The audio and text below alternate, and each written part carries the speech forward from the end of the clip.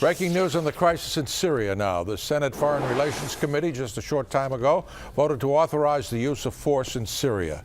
Secretary of State John Kerry is now in front of a House committee. Steve Chenevies in the Satellite Center with the latest on this story. Steve. Yeah, and Gordon, the latest is that House committee hearing just wrapped up after more than 4 hours of questioning. This on the heels of a 3.5-hour Senate committee hearing yesterday. That all shows that members of Congress on both sides are asking a lot of questions before authorizing U.S. military strikes in Syria.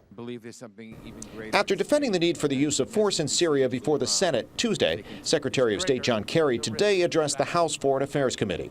If we don't take a stand here today, I guarantee you we are more likely to face far greater risks to our security and a far greater likelihood of conflict that demands our action in the future. The only local member of Congress directly involved in today's House hearing is Congressman Jerry Connolly of Virginia, who co-drafted a resolution for the full House with Maryland Congressman Chris Van Hollen to limit the scope of U.S. military action in Syria, believing the president's plan is too broad. There's no time limit.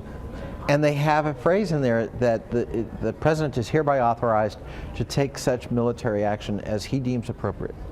Now, that's not what the president said he wants to do. It's not what's going to fly in the Congress. It's not what the public is willing to support. The questions arising in today's hearing were similar to those addressed yesterday. Is force even necessary? And what happens if there's a retaliatory attack?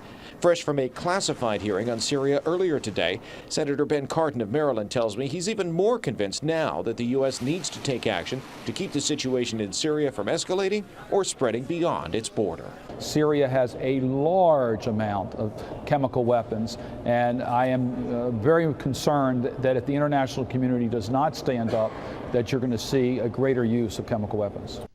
And another concern is, could U.S. strikes in Syria lead to terror activity elsewhere, either against the United States or in the Middle East? I'll be back at 6 o'clock to take a look at that aspect of the situation in Syria. Gordon?